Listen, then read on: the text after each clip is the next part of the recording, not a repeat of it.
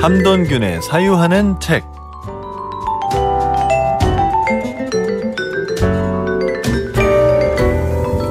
일상에 사유를 더하는 책 얘기입니다. 오늘도 사유하는 즐거움을 알려줄 함돈균 문학평론가 함께합니다. 어서 오세요. 네, 안녕하세요. 더운 여름입니다. 비도 오고요. 뭐 어떻게 지내십니까? 저 사유하면서 사유하면서. 네, 시원하게 지냅니다. 그렇군요. 사유하면 시원해집니까? 네. 아, 그래요? 열받으면 좀 더워지던데. 네. 열받는 건 사유하는 게 아닙니다. 아, 그렇습니까? 네, 오늘 그것을 얘기해드리는 시간입니다. 또 반성하게 되네. 제주에서 책방 운영 중이시잖아요. 요즘 제주의 여름 풍경은 어떻습니까? 네, 약간의 이제 비수기를 좀 지나다가 네. 이제 여행객들이 좀 오시는 시즌이고 예, 이제 해변도 아주 그냥 푸른 시간이 돼가지고 네. 예, 이제 그 해수욕도 시작되고 어허. 예, 아주 활기찬 좀 시간입니다 이제. 좋아요. 네. 가시면 해수욕도 하십니까? 전 해수욕을 하진 않습니다. 이게 바다를 사색하죠. 관조.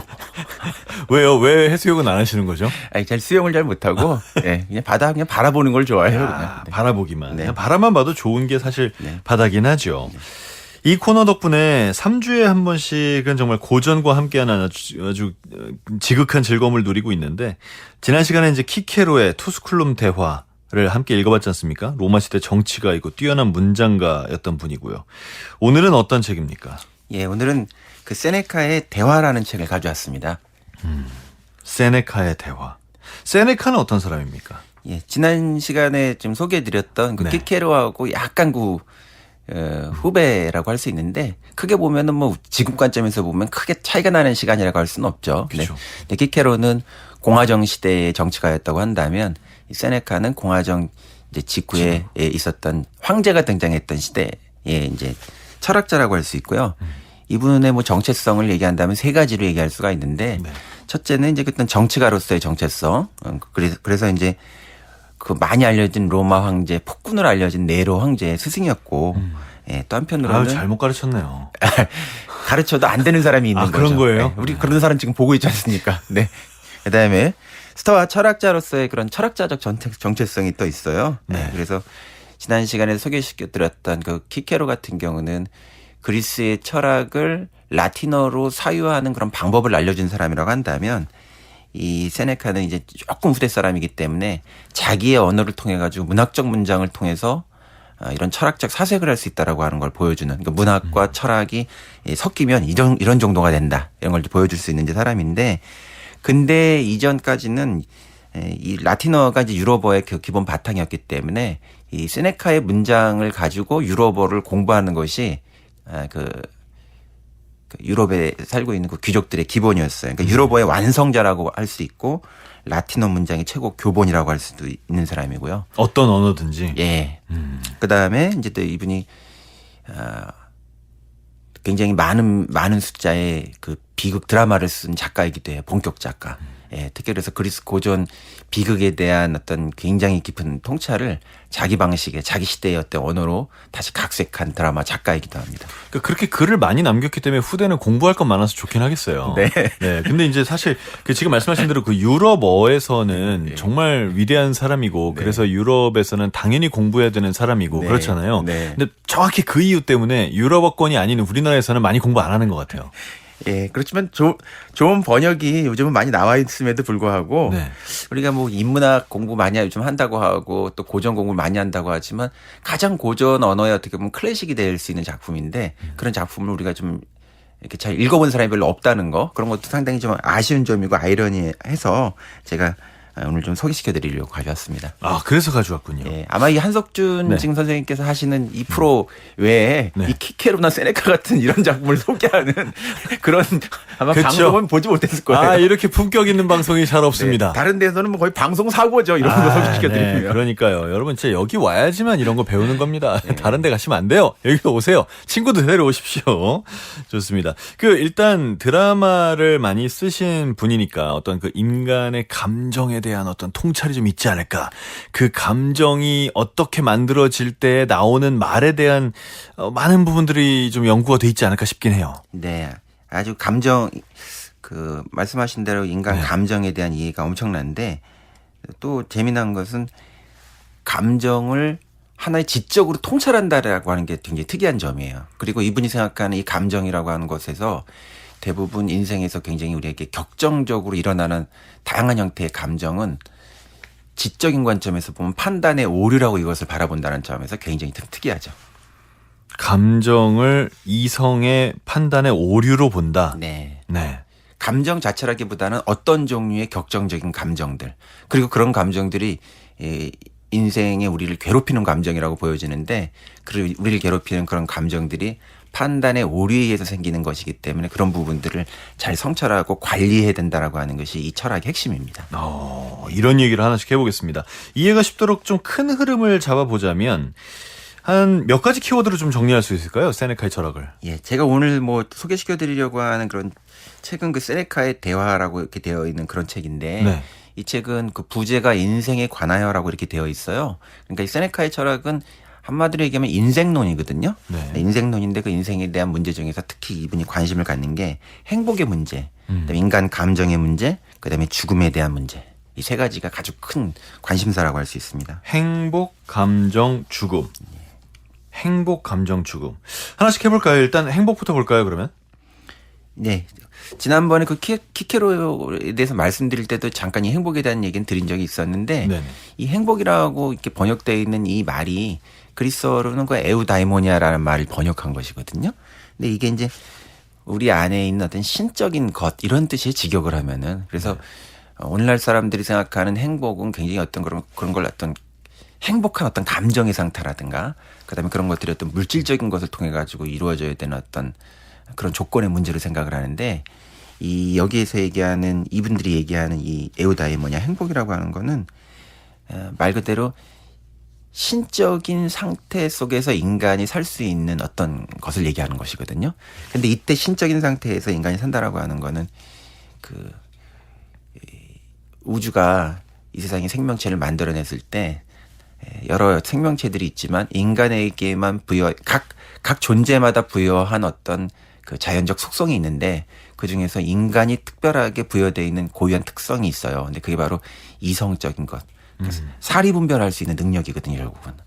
그 사리 분별할 수 있는 능력을 잘 발현시킬 때 결국은 행복한 삶을 살 수 있다는 게 이 사람의 생각이라고 할 수 있습니다.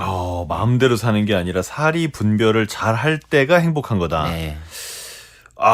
관점이 벌써 이제 약간씩 힘들어집니다. 그러니까 뭔가 힘들지 않습니다. 편하게 마음대로 살면 안 될 것 같은 느낌이 들고 있어요, 지금. 네, 편하게 마음대로 살면은 이제 사는 대로 생각하게 되는 거니까 예. 생각하는 대로 살아야 된다는 게 이분의 생각입니다. 그럼요. 근데 자꾸 이제 말 한마디씩 들을 때마다 네로 왕제가 생각이 나가지고 뭘 가르치신 거니 도대체 뭐 이런 생각이 좀 예, 안 되는 사람도 있어요. 아니 그러니까 예. 뭐 그런 생각이 들고 있어요. 예. 그러니까 뭐 동물이나 식물이나 뭐 맘대로 살잖아요. 네. 근데 그 이제 동물이나 식물은 맘대로 사는 게 자연의 섭리기도 하고. 근데 세네카는 사람은 이성이 있고 사리 분별이 있으니까 맘대로 살면 안 된다 이거지 않습니까? 네, 맞습니다. 어렵네요. 예. 동물과 식물은 네. 마음대로 산다라고 얘기할 때 그 마음대로라고 할 때 그 마음이 사실 없어요. 예. 그쵸. 근데 네. 인간에게는 마음이 있는데 그 마음이라고 하는 것들이 원래 타고난 가장 좋은 상태로 발현될 수 있는 그 신적인 씨앗 같은 거 좋은 씨앗이 있음에도 불구하고 그것을 잘 발현시키지 못하고 관리하지 못했기 때문에 그 가능성이 망쳐지는 거죠.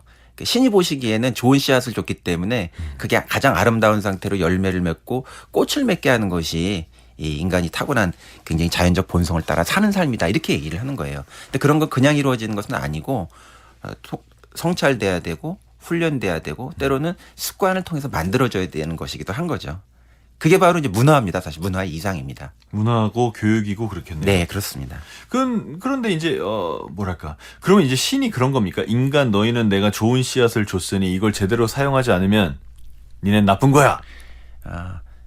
나쁜 거라기보다는 안타까운 거죠. 삶을 낭비하는 거야. 네, 삶을 낭비하는 거죠. 왜냐하면은 그게 뭐 신이 인간을 그렇게 바라보기 때문에 그런 것이 아니고 그런 자연적인 본성, 자기에게 주어져 있는 좋은 자연적인 본성 같은 것들을 깨닫고 그 방식대로 그것을 꽃을 피우지 못하면 자기 자신이 괴로워진다는 거예요. 자기 자신이 고통 속에 처하게 된다는 거예요. 그게 바로 불행하게 되는 것이거든요. 그러니까 그런 자연적 속성을 따르지 못하게 속성을 이렇게 훈련시키지 못하게 되면 고통 속에 살기 때문에 행복하게 살지 못하는 것이죠. 그래서 그 원인을 통찰해 보자는 거예요.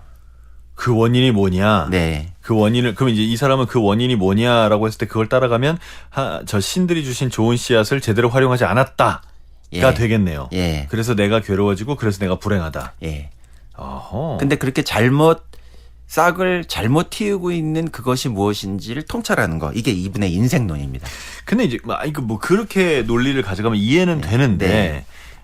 약간 한 걸음 떨어져서 보자면 네. 뭐 우주나 네. 뭐 자연의 질서나 이런 거를 이해하는 거하고 나의 행복하고는 도대체 사실 관계가 좀 없어 보이거든요. 내가 무슨 뭐 칼세건도 아니고. 네.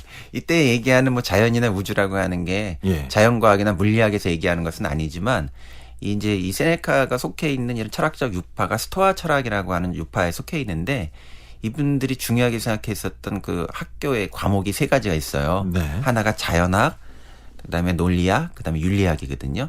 근데 이제 자연과 윤리라고 하는 부분이 보면 되게 멀리 있는 것 같은데 지금 말씀하신 것처럼 이렇게 멀리 있는 것 같다고 생각을 하는데 이 당시에는 이 자연이라고 하는 게 이런 물리적 대상으로서의 자연도 있지만 눈에 보이는 물리적 대상이 조금 추상화된 원리 속에서 바라보면 우주가 기본적으로 이런 형태의 섭리 속에서 움직이는 어떤 질서화된 원리 속에서 움직이는데 우리 인간 안에도 또 인간의 삶을 통해서 이루어진 이런 사회 속에서도 그런 평정한 상태, 뭔가 이렇게 좀 순리대로 움직이는 그런 상태, 질서를 통해 가지고 뭔가 이렇게 평정한 그런 상태가 존재한다고 생각하고 그것을 잘 성찰하는 것이 또 공부의 목적이라고 생각하기도 했기 때문에 이제 이걸 꼭 뭐 물리 법칙이라고 하는 그런 차원을 생각하지 않다 하더라도 인간 세계에도 비슷한 형태의 원리가 적용돼 있다 이렇게 생각을 하는 것입니다. 알겠습니다. 오늘도 많은 분들이 문자를 보내주고 계십니다. 1281님께서 함던균 선생님 반갑습니다. 책에 대해 이야기하는 시간 너무 좋습니다. 서영님이 오호 사리분별 잘해야 행복하다는 말씀에 공감합니다. 그 사리분별이 쉽지 않기에 더 가치 있는 통찰 능력인가 봅니다. 그리고 6695님이 지난 방송 이후에 투스쿨룸의 대화책 사서 보고 있습니다. 쉽지 않아요. 어우, 네, 쉽지 않죠. 대단한 책이죠. 사실 책의 어려운 걸로 보면 투스쿨룸 대화보다는 세네카가 그래도 좀 쉬운 것 같아요. 그죠? 네, 약간 왜냐하면 조금 실제로 이 책을 보시게 되면 제가 짧은 시간에 이제 말씀을 드리려니까 이렇게 좀 체계성을 가지고 말씀을 드리려니까 이렇게 좀 딱딱하게 들리는지 모르지만 실제 이 책을 보게 되면 인생론이기 때문에 굉장히 문학적인 에피소드들이 많아요. 이걸 논리적으로 설명한다라기보다는 문학적 에피소드를 통해서 굉장히 자연스럽게 설명하고 있기 때문에 읽어보시면 생각보다 실제적으로는 마치 소설책 읽는 것 같은 철학자가 쓴 소설책을 읽는 것 같은 느낌을 받으실 수 있거든요. 역시 에피소드를 들려줘야지 이해가 좀 쉽습니다. 네. 알겠습니다. 네. 자, 잠시 음악 듣고 와서 계속 얘기 나눠보겠습니다. Momentary, 보이스 8의 노래입니다. 보체스 8의 Momentary 함께 들으셨습니다. 비행기님이 전주에서 아버님이랑 함께 들어요. 아버님 폰에 덩덕쿵 깔아드려서 이제 자주 석주님 목소리 들을 수 있을 것 같아요. 아유 감사합니다. 자주 뵐게요. 빗방울님 책 읽기 어렵고 나이도 들어 눈도 어두운데 이렇게 방송에서 좋은 책을 풀어주셔서 좋은 지혜를 얻는 시간입니다. 감사합니다. 또사님 키케로와 세네카 함 선생님 덕분에 로마 사상사의 양대 축을 정리해 볼 수 있겠네요. 그러게요. 양대 축을 이렇게 한번 정리해 봅니다. 자, 오늘 함돈균의 사유하는 책 코너 함께 하고 있고요. 오늘은 세네카의 대화에 대한 책입니다. 저는 잠깐 저 음악 들으면서 그 생각을 했어요. 이 로마 시대의 키케로나 세네카를 보면 동양 철학이랑은 약간 다른 지점이 개인의 삶이나 행복에 대한 얘기를 좀 더 많이 하고 있는 것 같아요. 그러니까 사회 정치 체제나 국가에 대한 얘기는 실제로 정치가들이 싸우면서 많이 했고 그게 이제 우리는 유교 사상이 보면 국가가 이래야 된다는 얘기도 굉장히 많잖아요. 지도자는 이래야 되고 통치자는 이래야 되고. 근데 이 로마 시대의 사상은 좀 그런 부분보다는 개인의 삶에 어떻게 보면 더 초점이 맞춰져 있는 것 같습니다. 이것도 혹시 이유가 있을까요?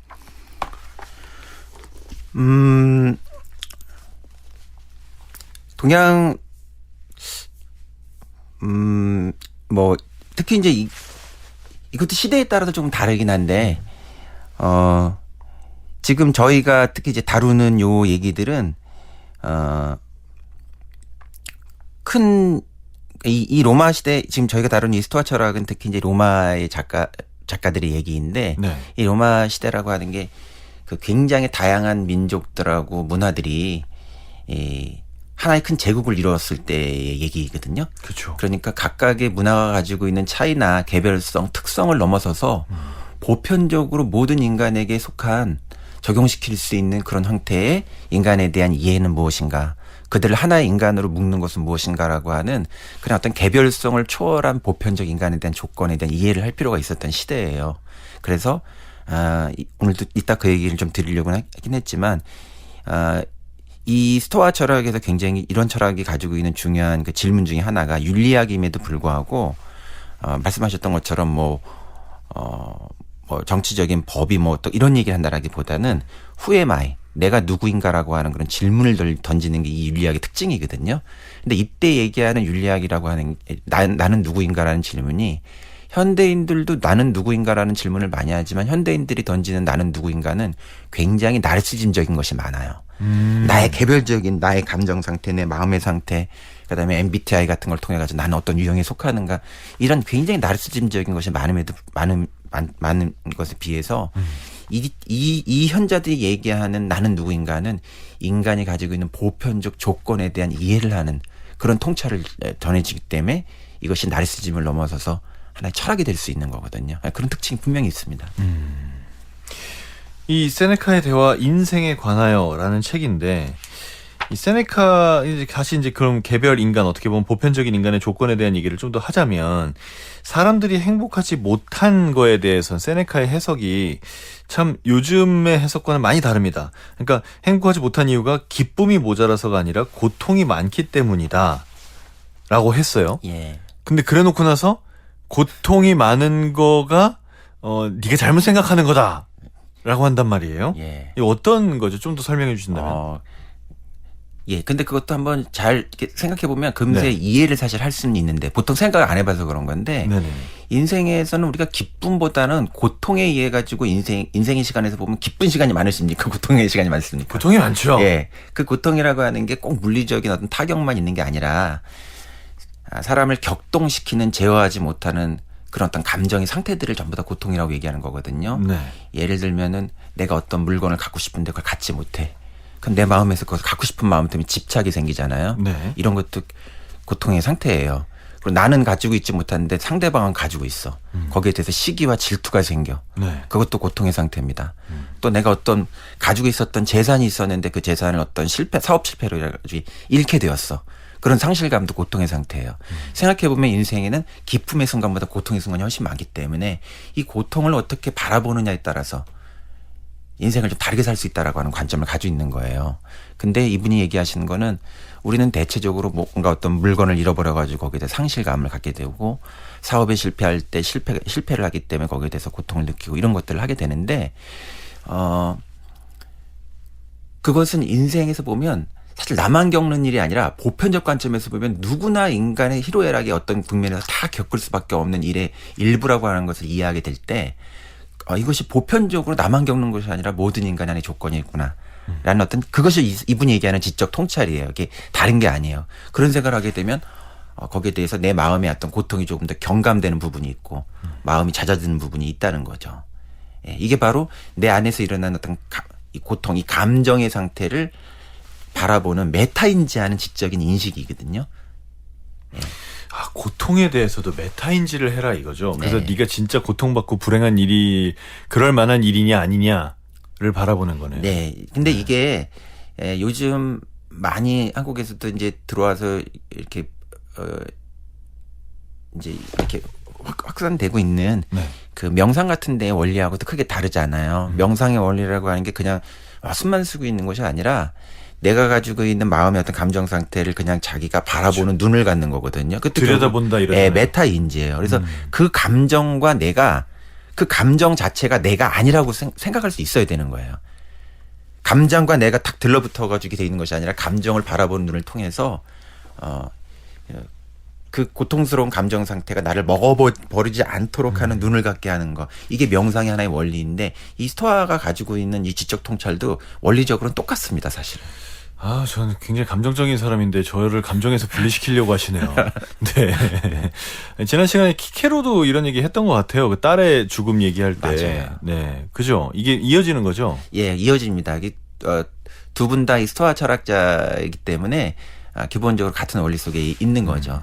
특히 이 스토아 철학자들은 그 키케로도 그렇고 또 이 세네카도 그렇고 이 감정의 문제를 생각할 때 가장 이제 극단적으로 인간을 고통스럽게 하는 것 중에 하나가 어떤 피부치의 죽음이기도 하고 네. 동시에 또 자기 자신도 언젠가는 죽을지 모른다라고 하는 그런 공포 같은 것들이 이런 게 있잖아요. 그래서 이 죽음의 문제도 비슷한 관점에서 바라봐요. 그래서 근데 생각해 보면 죽음 자체를 우리가 인간이 죽는다라고 하는 그 조건 자체는 우리가 바꿀 수가 없는데 그거 자체를 그냥 고통으로 생각하는 것 자체는 문제가 아니냐. 그러니까 어쩔 수 없는 것을 어쩔 수 없는 것으로 받아들이는 그 수락하는 용기가 있어야 된다는 거예요. 예.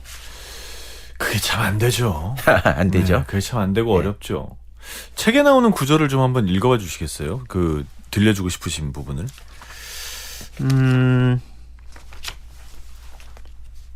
많이 찾아놓으신 것 같은데. 너무 많이 찾아놔가지고 조금 더 들려드리면 안 될까요? 그러시죠. 제가 그러시죠. 네. 좀 찾아서. 알겠습니다. 자, 고통을 제3자의 마음처럼 관조한다라는 얘기를 하셨는데, 그러면 이제, 이런 것도 있어요. 가족도 가족이지만, 네. 사랑하는 사람하고 이별할 때, 이게 네. 뭐 삶과 죽음으로 이별일 수도 있고, 아니면 그냥 마음이 바뀌어서 이별할 수도 있고, 그런 이별에 대한 고통도 판단착오입니까? 판단 그렇게 얘기하면 이게 너무 무슨 로버트가 철학하는 것처럼 느껴질 수 있는데 네. 예, 이제 가령 이 책에서도 자기 자식을 갑자기 잃어버린 엄마를 위로하는 그런 서간이 있어요. 이분은 그 책을 어떤 식으로 쓰셨냐 하면은 키케로도 비슷한데 이 이후에는 이런 방식으로 철학책을 쓰는 사람이 나오진 않았는데 플라톤 이래로 있었던 어떤 그런 대화적인 성격을 가지고 이제 철학적인 그런 거 많이 풀었거든요. 그 중에서 하나가 이런 편지 형식으로 이제 쓴 건데 자식을 잃은 어떤 중년 여인에게 갑자기 자기 자식이 죽었으니까 얼마나 그게 아유, 고통스럽겠습니까? 말도 못하죠. 예. 근데 그 여인에 대해서 그 슬픔의 감정 자체를 부정한다기보다는 그 슬픔이 인간을 먹어버리면 인생이 망쳐지기 때문에 예. 그 슬픔의 상태가 사람을 삼켜버리지 않게끔 거기서 빠져나오게 하려고 하는 것이 이런 글을 쓴 목적이거든요. 그래서 이분은 이 자신의 철학을 영혼의 치료라고 얘기를 해요. 예. 요즘은 근데 이제 이 마음의 고통 상태, 심적 고통 상태, 뭐 상실감이든 우울증이든 트라우마건 이런 마음의 상태를 약으로 현대의학에서 많이 이렇게 치료를 하는데 이때는 이 약보다도 어떻게 보면 이런 지적인 통찰에 의해 가지고 자신의 감정을 잘 들여다봄으로써 그것을 이제 벗어날 수 있다고 생각을 하는 것이죠. 그래서 이제 그런 편지들이 여기에 3편이나 들어 있어요. 제가 소개시켜드리는 그 책에. 네. 그래서 자녀가 죽은 것은 굉장히 이제 안타까운 일이긴 하지만 그게 생각해 보면 또 비탄에 빠질 일은 아니다. 예를 들면은 되게 비슷한 얘기를 하는 게 이제 이 시타르타 그 부처님한테도 어떤 사람이 똑같이 이렇게 내 자식이 죽어가지고 너무나 슬프다고 해가지고 내 자식을 살려달라 뭐 이렇게 얘기를 하니까 그 부처님이 이 동네에서 죽지 않은 사람이 있는지 가가지고 뭐 벽시를 가져오면 살려주겠다 이런 얘기를 했다라고 하는데 거의 똑같은 얘기를 하고 있습니다.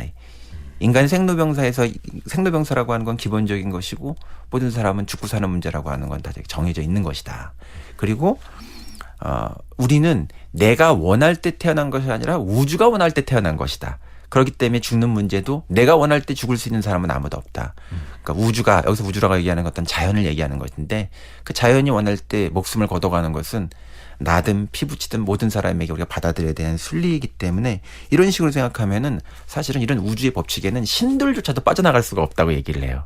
그래서 산은 산이요, 물은 물이다 이런 말이 있는 것처럼 존재 자체가 가지고 있는 그 진실 자체를 우리가 수락하는 용기가 필요하다. 그것을 우리가 받아들여야 된다. 이렇게 얘기를 합니다. 물론 그게 쉽지는 않기 때문에 이런 글이라든가 이런 철학학교를 통해 가지고 훈련시키는 거예요. 근데 지적 통찰을 통해서 훈련시키는 거죠, 사실은.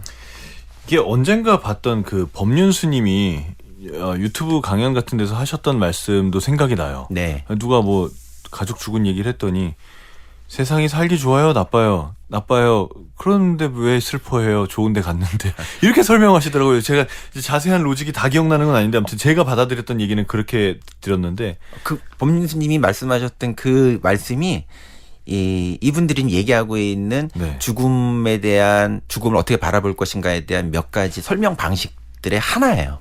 법륜스님 네. 스토아파였네요. 네, 몰랐네. 비슷한 거죠. 왜냐하면 진리는 통하니까. 진리가 통해서 예. 서로 출발한 지점과 공부하고 예. 생각한 지점은 달랐지만 그 부분 인간의 고통이라는 부분에 진리가 통했다라고 볼 수 있는 거군요. 예. 그래서 이 스토아 관련된 이런 책들 세네카나 키케로 또 명상록 아까 보고 계신다고 네. 말씀하셨는데 그런 책들을 보게 되면 여기에서 오는 그 우리가 깨달음이라고 하는 게 이게 뭐 이게 무슨 내가 불교에 관련된 책을 보는 게 아닌가 이런 생각이 들 정도로 굉장히 유사한 논리를 가지고 있어요. 그럴 예. 때가 있어요. 예. 네. 아타락시아는 뭔가요? 아타락시아라고 하는 건 이제 이분들이 아까 이제 얘기하는 이런 철학의 최종적인 목표를 행복에 대한 추구, 그것을 가능하게 하는 훈련을 하는 것인데, 행복이라고 하는 게 이런 고통의 상태 속에서 고통이 계속 지속이 되면은 행복하지 못하는데, 그 고통의 원인이 대부분 어떤 감정의 상태 속에서 이제 고통스러운 감정의 상태가 인간을 힘들게 만드는 것인데 그 감정의 상태를 이렇게 지적으로 잘 바라보면서 내가 이런 식의 감정에 빠질 필요가 없는 감정에 빠져 있구나라고 하는 걸 깨닫게 됐을 때 고통을 더 이상 느끼지 않게 되는 상태가 되는 거예요. 그래서 찾아오는 마음의 평정의 상태를 아타락시아라고 합니다. 예, 그러니까 이 스토아 철학에서는 방법론적으로 보면 아타락시아라고 하는 마음의 평정 상태에 이르게 하는 훈련을 하는 것이고 그 상태가 결국은 인생을 행복하게 살 수 있는 어떤 삶의 상태에 이르게 된다고 할 수 있죠. 목표점이라고 볼 수 있는 거군요. 예, 방법론적인 목표점이라고 할 수 있죠. 근데 지금 말씀만 들어서는 아타락시아가 만들어지면 네. 거의 뭐 수도사 아닙니까? 뭔가 종교의 길을 걷는 사람이나 할 수 있을 것 같은 그런 느낌이거든요. 예, 이 책을 보게 되면 현대인들이 이 책을 보게 되면 예. 현대인들은 그런 상태 속에서 너무 많이 지금 떨어져 있기 때문에 그렇게 보이실 수 있어요. 그러나 사실 현대인들이 지금 가지고 있는 어떤 이런 마음의 어떤 감정 상태라든가 물질을 중심으로 이 세상을 바라보는 감정이라든가 이런 상태 있죠. 이런 게 인류 역사에서는 오히려 되게 예외적인 상태입니다.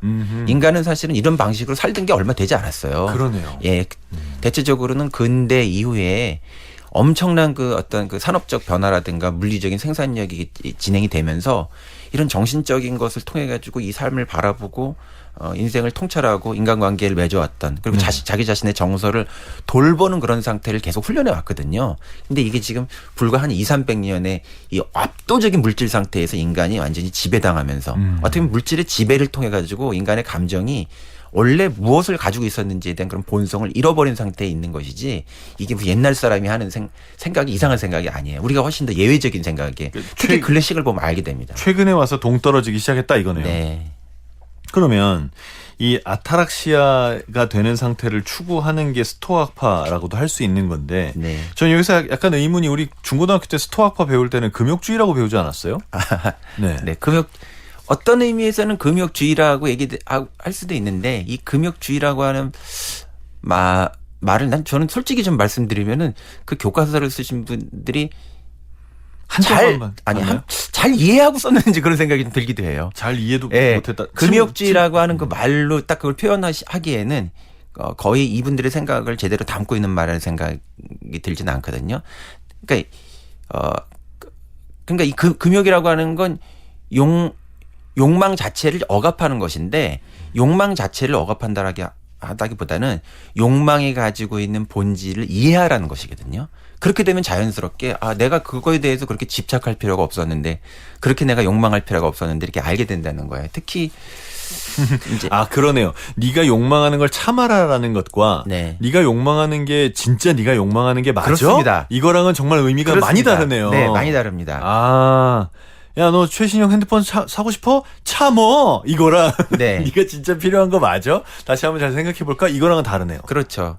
그냥 참으라고 하면 계속 그걸 갖고 싶게 되는데 그 욕망을 이렇게 바라보게 되면 내가 욕망의 대상으로 생각하는 것, 이 세네카는 내가 욕망의 대상으로 생각하는 것이 네. 대부분 그것이 절대적으로 나에게 어떤 좋은 것을 줄 것이라고 하는 착오 때문에 그런 생각을 하게 되는데 그게 그런 존재가 아니라고 하는 것을 우리가 지적으로 이해하게 되면은 그 욕망 자체가 사라지거나 굉장히 약화된다는 거죠. 꼭 필요한 부분 정도만 유지하게 된다는 거예요. 근데 진짜 이게 저는 의미가 있다고 생각이 돼요. 왜냐면 이게 제가 나이가 들어서 그런 건지 몰라도 정말로 그 욕망의 상태가 좀 줄긴 했어요. 예전에는 저는 물욕이 좀 많았거든요. 그러니까 뭔가 제가 되게 갖고 싶은 무슨 최신형 이런 게 있으면 그걸 꼭 사고 싶었어요. 네. 근데 언젠가부터 그거 진짜 사고 싶은 거 맞나? 저거 새로운 거 몇 번 눌러보면 그 다음에 재미 없어질 텐데 별로 나한테 내가 꼭 필요한 기능이 아닌데 이렇게 생각이 바뀌더라고요. 그렇죠. 제가 아타락시아인가요? 근처쯤 가고 있는 건가요? 예, 근처쯤 가고 계시는 거고. 네. 그리고 그 아타락시아에 더 이르게 되기 위해서는 거기서 네. 하나 더 어떤 지적인 추가. 이해가 거기서 필수적인 게 뭐냐면 그 욕망이라고 하는 부분들을 우리가 욕망은 일어날 수밖에 없는데 이게 집착이 문제가 되거든요. 집착. 예. 욕망은 일어날 수밖에 없는 거예요. 그러니까 어떻게 보면 욕구기 때문에 자연스럽게. 근데 네네네. 집착이 문제가 되는 거예요. 근데 이 집착을 하게 됐을 때, 왜 우리가 집착을 하게 되냐 하면 이 세네카적인 관점에서 굉장히 중요한 게 아까 그 죽음에 대한 얘기를 했는데 죽음이라고 하는 것이 우리 육체의 죽음도 있지만 좀 이걸 약간 형이상학적으로 좀 더 이렇게 존재론적으로 보게 되면은 네. 모든 것은 소멸한다는 것에 대한 인식이거든요, 결국은. 유한성. 예, 유한성에 대한 인식이에요, 이게. 근데 왜 우리가 집착하게 되냐 하면 그게 영원할 거라고 생각하기 때문에. 예. 근데 영원한 게 없단 말이에요. 갑자기 GD가 생각나는데요. 예. GD가 생각나죠. 왜냐하면 GD가 최근에 뭐 그 앨범 낸 게 위버맨시 같은 그런 앨범인데 사실은 그 니체 같은 사람이 운명을 사랑하라. 그리고 또 니체가 했던 말 중에 그런 말도 있어요. 짜라투스트라는 이렇게 말했다 보면 요즘 현대인은 죽지 않으려고 길을 썬다. 제때 죽어라 이런 얘기를 하거든요. 그러니까 그 죽음을 인식하는 것이 바로 이 스토아 철학에서 얘기하고 있는 인간의 유한성, 나가서 모든 우주의 생명체들이 가지고 있는 그 유한성을 가지고 있어요. 그게 조건이에요. 그것을 이해하게 되면 왜 내가 이것을 집착해야 되지? 심지어는 내가 죽은 다음에도 그것을 또 자식에게 물려주려고 사람들이 또 집착을 하고. 그죠. 예, 계속 그런 집착이라고 하는 건 근본적으로 보면은 그러니까 이런 유한성에 대한 인식을 하지 못하기 때문에 생기는 것이고 그게 나의 고통을 만들기도 하고 세상에 많은 탐욕과 부패와 이런 것들을 만드는 것이기도 하죠.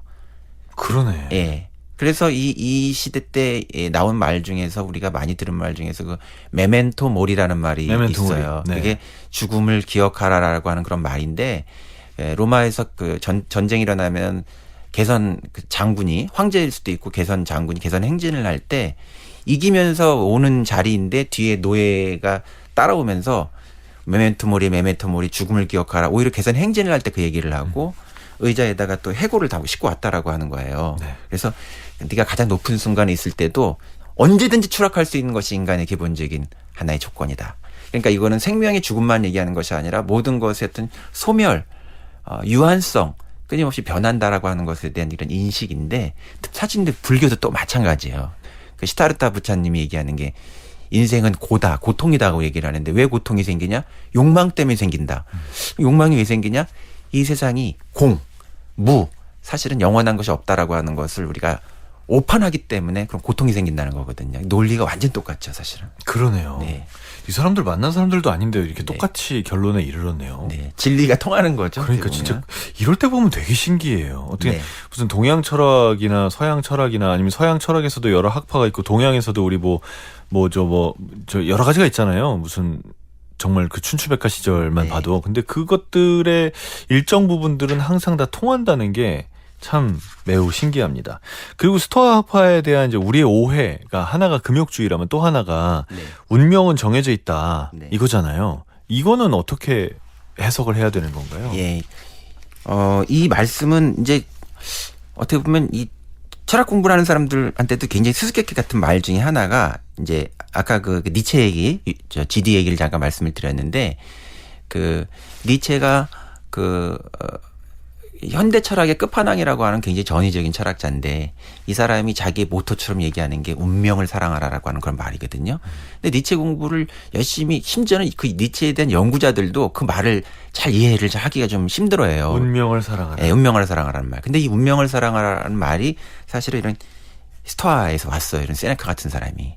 예. 근데 그 운명을 사랑하라는 말이 메멘토 모리라는 말하고도 또 역시 통해요. 이 운명을 사랑하다라고 하는 게 수동적으로 나에게 주어져 있는 삶을 그냥 받아들여라 이런 것이 아니고 인간이 가지고 있는 보편적인 조건을 이해하고 그 조건 속에서는 끊임없이 삶이 변화하기 때문에 어떤 일이든지 일어날 수 있다라고 하는 것을 네가 인지해야 된다. 그리고 네가 이 세상에 태어날 때 네가 원해서 태어난 게 아닌 것처럼 언제든지 자연이 너의 것을 뺏어갈 수 있다라고 하는 것을 가져갈 수 있다라고 하는 것을 인지해야 된다. 그래서 네가 어떤 실패를 하던가 어떤 불행한 사건을 만난다든가 이런 거 할 때도 무언가를 잃었다고 말하지 말고 되돌려 주었다고 얘기해야 된다 이렇게 얘기를 해요. 예. 그게 바로 결국 운명을 사랑하는 거예요. 예. 그 조건을 받아들이라는 거예요. 인간이 가지고 있는 그 유한성의 조건을 수락하고 받아들이라는 거예요. 그렇다고 해가지고 무기력하게 돼야 된다는 것이 아니라 또 재밌는 얘기, 어떤 위트 있는 얘기가 있냐면은, 어떤 일이든지 일어날 수 있기 때문에 모든 일이 일어날 수 있다라고 하는 가능성에 대비하라고 얘기해요. 어떤 일이든지 일어날 수 있다. 예. 그러니까 대비를 해라. 예. 그러니까 이제 전쟁에 나가서 어떤 네. 비유를 드냐면 전쟁에 나가가지고 제일 못난 장군이 가지고 있는 덕목이 뭐냐면 이런 일이 일어날지 몰라가지고 내가 졌다는 얘기를 한다는 거예요. 근데 인생에서는 이런 일이 일어날지 모르는 일이라는 건 없다는 거야. 그래서 모든 어떤 일을 할 때 가장 나쁜 상황에서 일어날 수 있는 일들을 다 생각하라. 이게 되게 재밌는 위트 중에 어떤 게 있냐면 이 세네카 다음에 오는 그 후배 철학자 중에서 스토아 철학 중에서 에픽테토스라는 사람이 있는데 네네네. 예, 이분이 이런 얘기 이제 로마 시대에 공중 목욕탕이 발달을 했는데 목욕탕에 갔어요. 네. 네가 목욕탕에 갈 때는 목욕탕에 가가지고 시원할 것만 생각하는 것이 아니라 옆에 있는 사람이 물튀길 것 때문에 짜증날 것도 생각하고 뭔가 물건을 가져놨는데 물건을 훔쳐갈 것도 생각을 하고 네. 그 모든 일이 네가 목욕탕에 갔을 때 일어날 수 있는 일로 생각하고 그것에 대비하면서 가면 아주 극단적으로 나쁜 일이 일어나더라도 그것에 대해서 난 이 일에 대해서 다 준비하고 갔어. 이건 다 내가 예상했던 일이야. 심지어는 이것은 내가 원했던 일이기도 하지. 목욕탕 갔을 때 일어날 수 있는 일로. 이게 바로 운명을 사랑하라는 그런 얘기입니다. 이걸 왜 원하는 거죠? 그러니까 목욕탕에 내가 예. 가려고 했잖아요. 예. 그럼 목욕탕에 간다라고 하는 걸 선택할 때는 아. 모든 일이 일어날 수 있는 가능성 같은 것들을 내가 염두에 두고서 간 거기 때문에 그건 나의 선택으로 생각해야 된다는 거예요. 이것조차 네. 예상에 포함이 되어 있었어야 된다. 네, 그래서 아주 극단적인 일이 일어나더라도 너무 놀라지 마라. 네. 근데 이건 목욕탕의 비유지만 인생에는 그와 같은 일들이 굉장히 많이 있다. 예측하지 못한 일들이 많이 있다. 그러나 그럼에도 불구하고 예측하지 못할 일들이 있지만 그런 일도 있을 수 있다라고 하는 것을 마음에 준비를 하고 대비를 한다면 덜 놀래고 심지어는 거기에 대해서 대비할 수 있는 계획을 세울 수도 있어요. 예. 그래서 이제 미국에서는 보면은 요즘 아이비리그 대학 중에서 교양 수업 중에서 가장 인기 있는 수업 중에 하나가 이 스토아 수업 같은 것들이 다시 이렇게 붐이 일어나고 있거든요. 아, 그래요? 예. 네. 근데 이제 거기에서는 이러한 철학을 이제 우리가 설명하는 방식이 이렇게 현자처럼 설명하는 방식도 있지만 또 미국은 굉장히 실용주의 사회잖아요. 네. 그래서 이렇게 나쁜 일들이 일어날 수 있다라고 하는 것을 대비하고 모든 것에 대비하라고 하는 자기개발적인 프로그램으로 아주 이것이 또 인기를 갖고 있기도 합니다. 이게. 어떤 나쁜 일이라도 일어날 수 있다는 네. 거를 대비까지는 아니어도 예상이라도 해두면 그렇죠. 정말로 그 일이 생겼을 때의 나의 마음 상태도 좀 안정적일 것 같고 내가 대처하는 방식도 좀 편할 것 같긴 합니다. 네. 그 분노에 대해서도 그러면 같은 얘기일 것 같아요. 왜냐하면 아까 말씀하신 목욕탕 비유로 얘기하면 목욕탕에 갔는데 옆 사람이 똥물 튀기면 분노하잖아요, 우리. 네. 근데 그러면 이 사람은 어차피 튀길 건 분명했으니까 분노하지 말아라라는 건가요? 그런 것도 기본적으로 전체적으로는 있는데 분노에 대해서는 특히 이분이 관심을 많이 가져요. 아, 그래요? 네. 왜냐하면은 이 책에서 보게 되면 이제 우리나라 책으로 나와 있는 이 책에 한 10개 정도의 챕터가 있는데 분노에 관련된 얘기만 3챕터를 따로 얘기하는. 사실은 책으로 묶긴 했지만 각각이 개별적으로 발표되었던 글들이에요. 네. 근데 이제 굉장히 분노에 대한 관심이 많은데 일단 그 분노를 어떻게 보냐 하면 분노는 일단 미친 거라고 봐요. 네. 극단적이시네요. 네. 네. 광기다. 네. 네. 그리고 광기이기 때문에 분노는 이성을 완전히 잃어버린 상태잖아요. 그래서 위험하다. 그리고 이 분노가 위험한 건 개인에게도 위험하지만 공동체에도 굉장히 위험해요. 왜냐하면 어떤 하나의 사회, 하나의 국가가 아무리 아름다운 여자지만 한 여자를 전부 다 동시에 사랑하는 일이 있을 수 없다. 그러나 어떤 한 사람을 공동체 전체가 혐오의 대상으로 삼아가지고 저주하는 일은 생길 수 있다는 거예요.